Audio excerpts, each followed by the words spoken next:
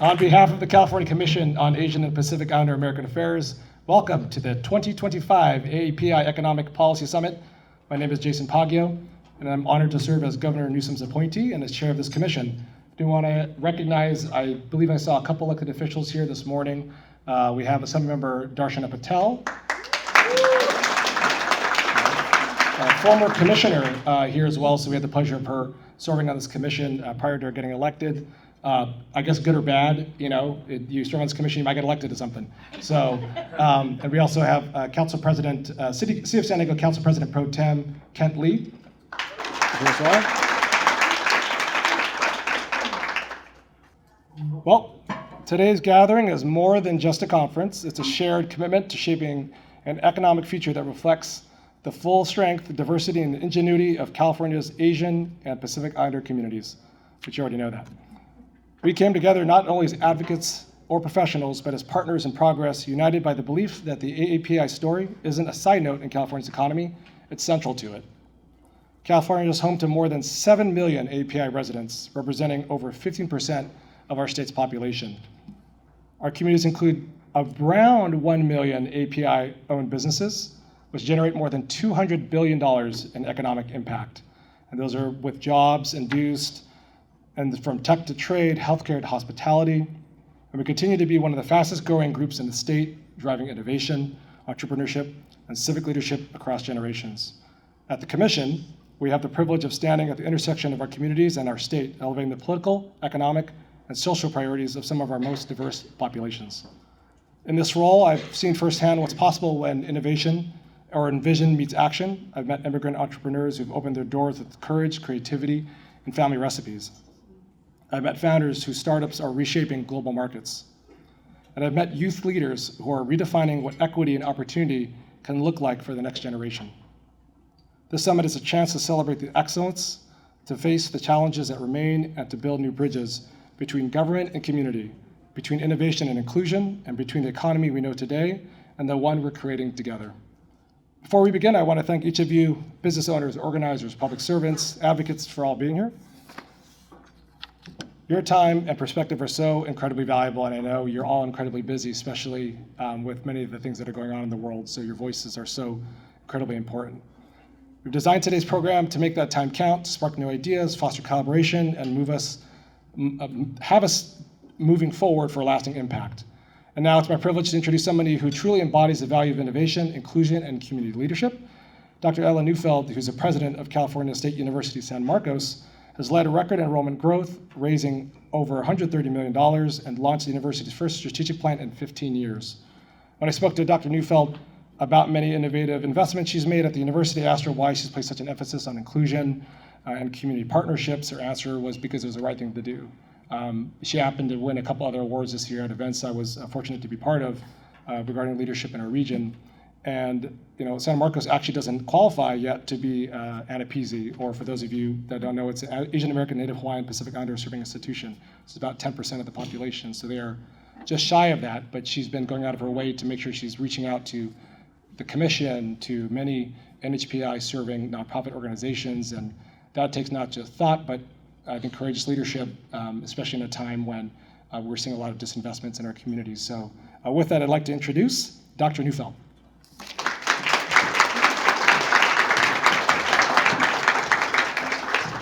Good morning, can you hear me? Yes. Thank you. I am so excited to be here, and it's really an honor to join the summit today.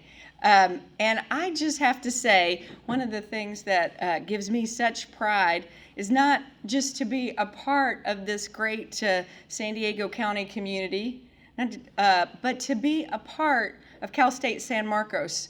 And we're really honored to be a gold sponsor today. But the reason I take such pride in that is not because of me, it's because of all the colleagues that I get to work here with every day. And there are 2 tables of my colleagues here, and I just have to give them a shout out. They do all this great work every day. I do want to begin by thanking the California Commission on Asian and Pacific Islander American Affairs. And to Jason, your leadership and vision it falls right along where our university is, because it's about helping to shape a more inclusive and equitable future for our communities. I also want to thank Khydeeja alum and the entire team for organizing this important gathering and for your dedication to advancing economic empowerment across California. There's so many people to acknowledge in the room today, and probably everyone deserves a special shout out, but just know from the bottom of my heart, I'm honored to be here with you, and just want to thank any elected officials in the room, business leaders, educators that are working alongside us. But I have to take one other very special point of pride. I have to give a shout out to my assembly member, Cal State San Marcos Assembly Member Darshana Patel, who's such a partner. I told her this morning, I just find out where she's going and I follow her. I like to show up at all the events that she's at and spend some time with her. But the thing is, you spend so much time with us, really challenging us in the very best of ways, but making sure that it is an inclusive tomorrow. And one of the conversations that we have often is that there's so many conversations about who gets left out right now or who should get left out right now. Probably a little off script, friends. If you don't know me, that happens. But when I am talking to Assemblymember Patel, what I so appreciate is we're talking about that it's better for all when we are all included. And it's better for all an innovation when different voices and different viewpoints are at the table. And it's better for our economic vitality when we make sure that it is not just those who have had opportunity every day, but that everyone that has talent finds a way and a pathway in. That's why I so appreciate working with her. That's why I so appreciate being here with all of you. That's why I'm so appreciative of my colleagues, because it is about making sure that people are included, not excluded. It is about the social mobility of our individuals that really do advance the economic mobility of our region. And it means so much that we can come together to really have these events. And in some conversations I had this morning with some of you, now it's more important than ever that we move forward. And I appreciate to be able to be a part of this and that you've invited me to be here and even to be able to give remarks. Some of you, or maybe a few of you, asked me, where in the world was Cal State San Marcos? Was it in San Francisco? Maybe, but really no. It is 30 miles north of here. And it's understandable, if you're not from the region, that you might not know that, because we are 36 years young. We are in our infancy as far as higher education goes. But we already have over 17,000 students. We are one of the fastest growing universities in California. But more than that, it is about our region. It is about the fact that we know that we are University of Place serving our region. And yes, as was mentioned, almost 10% of our students come from the Asian Pacific Islander community. And I hope more and more find their way to opportunity at Cal State San Marcos. And I am so proud that 8 of 10 of our graduates stay right here in our region. And probably 9.95% of our graduates stay right here in California. We all know the news lately. Is higher ed worth it? Who should be included? And, what about the ROI on higher education? Well, I am here to tell you there is a grand ROI. The other thing is that, I know I stand here as president of Cal State San Marcos, but I also am a proud president right here in San Diego County, because I am proud of the partnerships with all of the community college, private universities, Cal States, and UC campuses right here in our region. I think it's a model of an ecosystem. And that level of collaboration really makes a difference for students and their success. I want to give you just a few examples. This year we announced a partnership with Southwestern College in Chula Vista, right along the border. And it's to bring 4-year degrees there, making it easier for students to, we're basically meeting them there where they are, staying rooted in their communities while they get to pursue their academic dreams. We also have 3-year accelerated software engineering degree. We do that in partnership with Mount Santo College in Temecula. And that dual enrollment starts right in high school, because we know that success doesn't begin the day they walk on my university. It begins with that third grade tour where those buses come in right below my office and I get to watch those students come out. We know it's that first point of contact. And I am so grateful to be part of a university that's built by the region, for the region, driving social mobility and economic vitality. More than half our graduates are first in their families to earn a college degree. You know, incredibly, over 60% of our graduates finish their education without loan debt. But actually, that's not good enough, is it? You don't have to tell me that. We need to get that up to 100%. As I think about the CSU as a whole, I'm also very proud to be a part of the system of 22 amazing universities with more than 4.3 million alumni, and the CSU fuels California's economy. And what I heard about speaking to you today is if I could sort of mention the economy, since that was the theme, and very near and dear to my heart, I am sneaking something in here that's just between all of us, whatever you put out on social media, but please don't, because in November, the CSU will be releasing the results of an economic impact study for the entire system and for each individual campus. And while I'm not going to tell you about my campus alone today, we're going to wait for that because the report is indeed embargoed. I do want to give you some highlights. I know. You can tell what a great rule follower I am right now. But I've got to say the statistics are staggering. You know, from the state level impact, the CSU is supporting over 210,000 jobs, $2.3 billion in state and local tax revenues, and $13.5 billion in income. So if somebody's asking you anywhere if college is worth it, please, you can say yes. And if you want me to just send you these stats before you're supposed to have them, I'm happy to do that. But for every dollar in the state that invests in the CSU, the economic activity generated is over $7. And that's really more if we think about alumni and their earnings. It doesn't even count that. You know, if I think about just this county, the CSUs in this county are, of course, Cal State San Marcos and San Diego State. It's nearly $4 billion in industry activity and $291 million in tax revenues.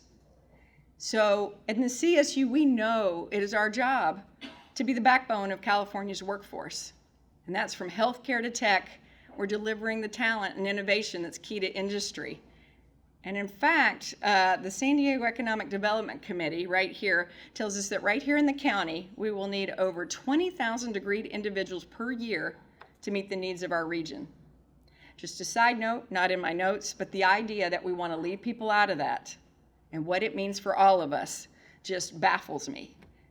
And we understand that the role in this region is at CSUSM. That role is so important for us to meet that need, for not only for San Diego County, but the entire state.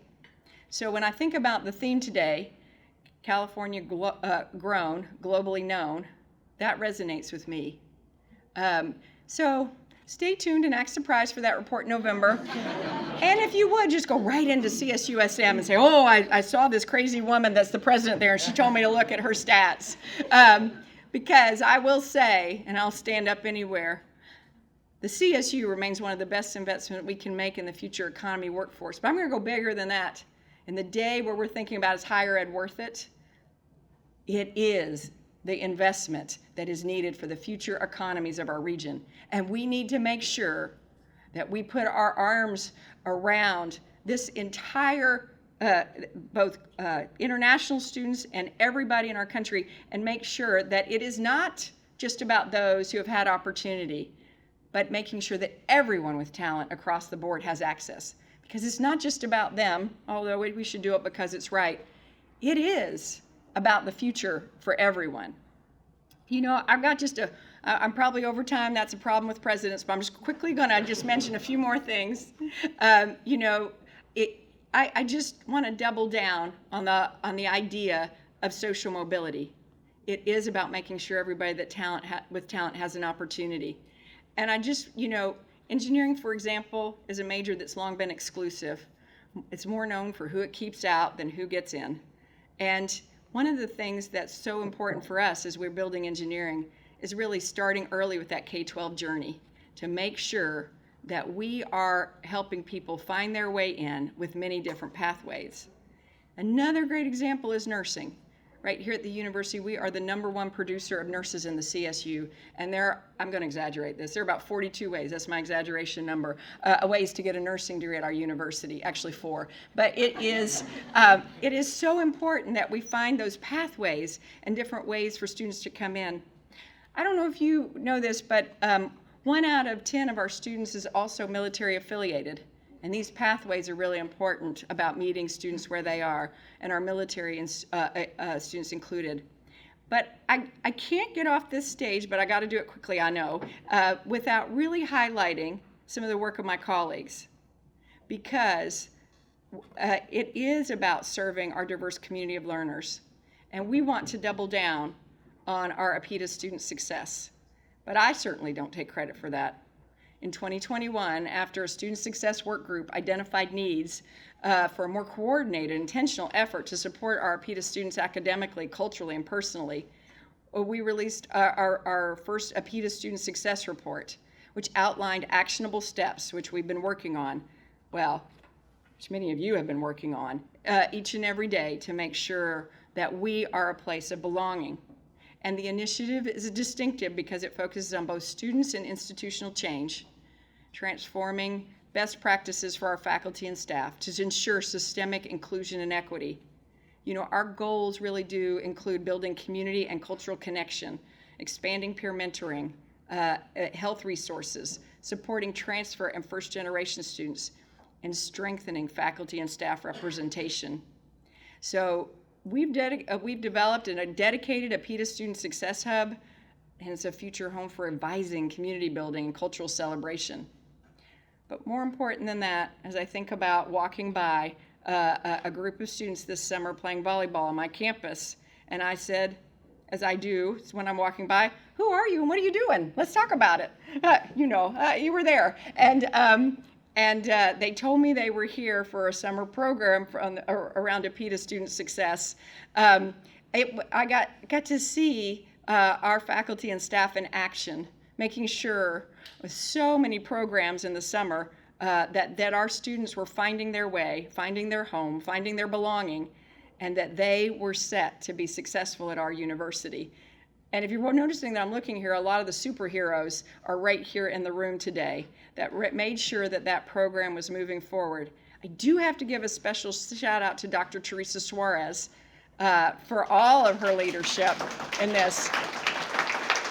And bluntly, I should name everyone sitting at that table right there, but just know you are on my heart for all you've done to make sure that it is about the success of our students, and make sure you keep pushing me to make sure that we're doing more and that we're doubling down.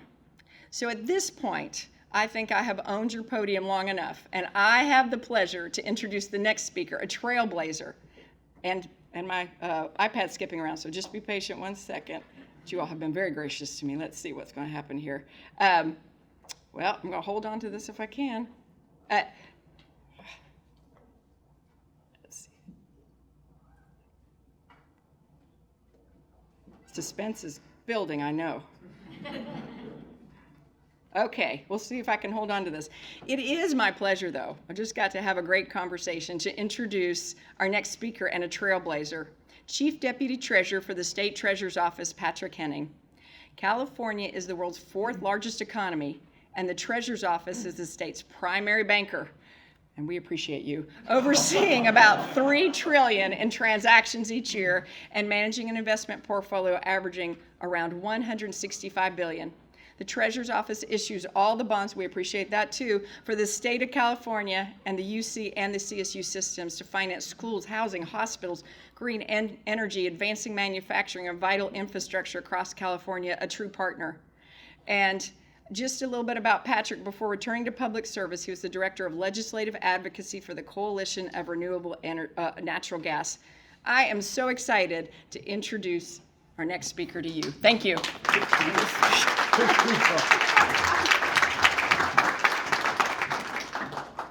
I'm going to be a lot briefer because I don't have a doctorate. I'll start there.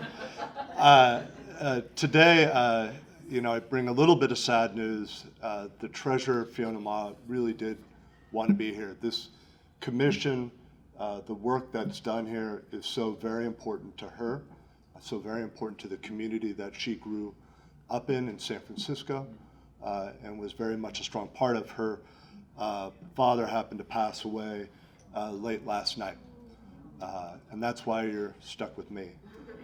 But I would ask everybody if we just take just a moment to think about the people in our lives that came before us, that brought us to this place, and just dwell on that for a minute, would be much appreciated.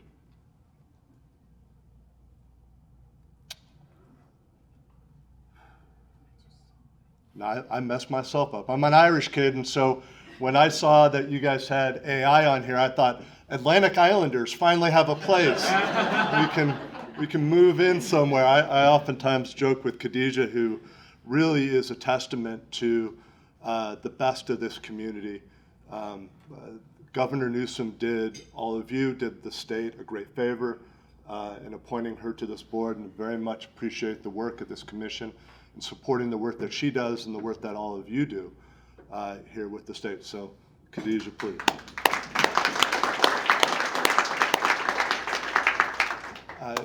Brought up a few statistics. We handle $3 trillion raced through the state of California on an annual basis. We are the 4th largest economy in the world. We're coming at you, England. We're right there nipping at your heels. And we are going to get there. Above and beyond that, the Treasurer also happens to sit on CalPERS and CalSTRS, the 2 largest public pension funds in the world, and that adds an additional $1 trillion into the amount of money under our management. We do a variety of different things. We manage our bonds. We really do act as the banker. The governor and the legislature often has people like, well, what does the Treasurer do? The governor and the legislature come to us and they say, this is how we want to spend our money.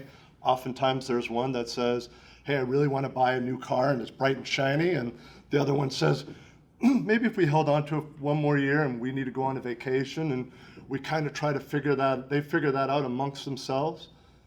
We tell them how much money they have to spend, and they give us the plan, and we make sure that we enact that and invest those dollars solidly. We're not an investor. We're not investing in Google or Meta or those types of things. We're in the bond market quite a bit, investing those dollars. We pull down approximately $200 billion in money to the state that it gets enabled for the state to spend. But it enables everybody to continue to do the work that we're doing. I would say I'm kind of the mayonnaise. I don't know if I'm going to keep up with the jokes here, but between our education system and Khydeeja here. But what I will say is that when we think about what makes California great, is really these 2 great things. It's our education system. There is no other place in the world that has as many universities in proximity to each other. And just as we bring up the challenges that we all have, it heartens us from a state side to be able to look at a San Marcos leaning on the experiences of a San Diego State and be able to continue to grow at breakneck speed, honestly, breakneck speed, which is desperately needed as we talk about engineering, as we talk about what's next. The other thing that drives our state when it comes to innovation is our diversity.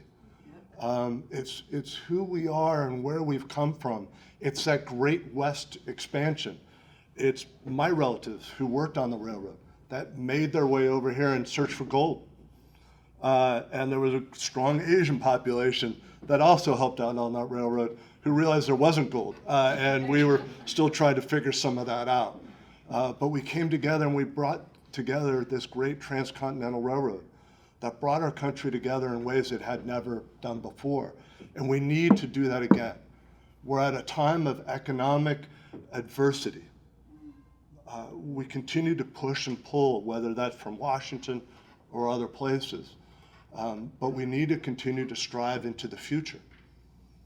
Our education system has been the place that we've leaned on. It's going to be the place that we lean on again when it comes to AI. When I was going to school, I was talking to one of our future panelists here on AI. We were just getting computers. It wasn't mandated in our universities. And now, as I talk to my daughter who just graduated from San Francisco State, not only are they using computers every single day, there's barely a notebook around that university. They're being challenged to take what they know and to use their computers in far different ways than I ever did as a word processor. To be more creative. The tools that we have, the innovation that we have is going to come from the next generation as it goes through these great universities, these great halls. We are going to be fueled by what's next. The AAPI community, as you heard, brings about $2 billion, but it has far greater ramp forward.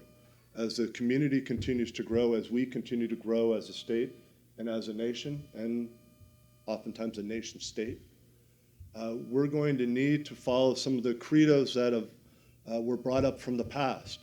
And stamped on the top of the building that the treasurer sits in, it says, "Bring me men to match my mountains."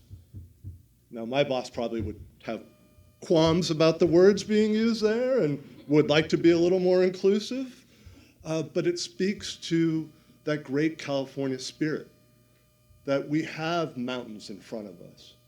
We've seen those hills. We've built through them. We've blown them up. We've gone through. We've gone over. We've gone around. We've done what it takes to move us forward. This community is an incredible part of our great state's history. It'll continue to be that, and will continue to be a leader when it comes to where we're going to be into the future. Treasurer Ma is a tremendous proponent for our state, a tremendous proponent for the AAPI community, and wants me to let you all know how important you guys are to the future of what's next in California. And I can't think of a better way to turn it over to your executive director, Khydeeja, than to leave it there. And thank you all for allowing me to fill in for the treasurer.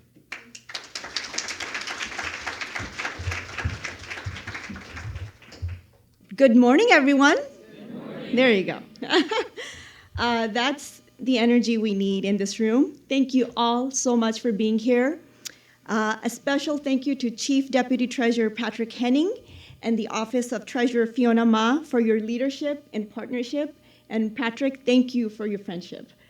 Under Treasurer Ma's leadership, doors have opened for the AAPI communities to access state programs and opportunities. Her office shows what's possible when California truly invests in everyone.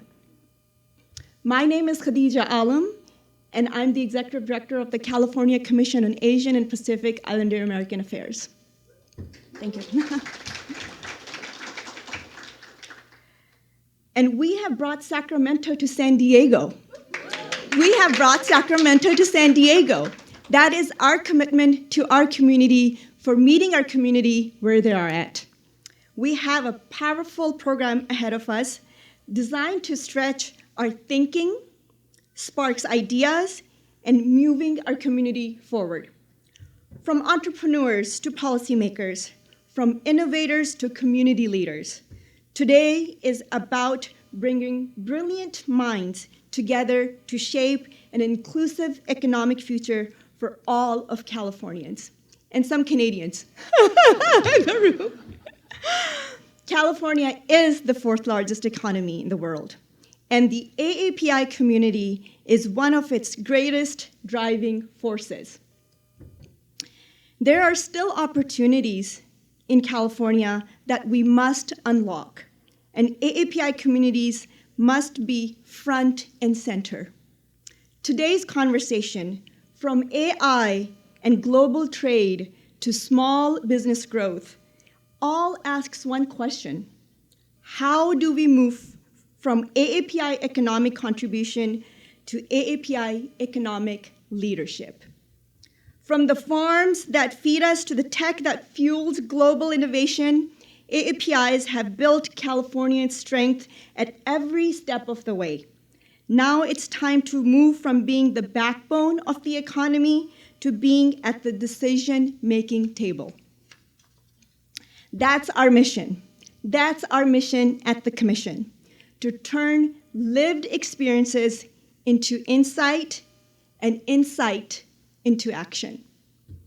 I really want to thank our chair of the Commission, Jason Paguio, for his leadership. It's because of his vision that we're here today in San Diego.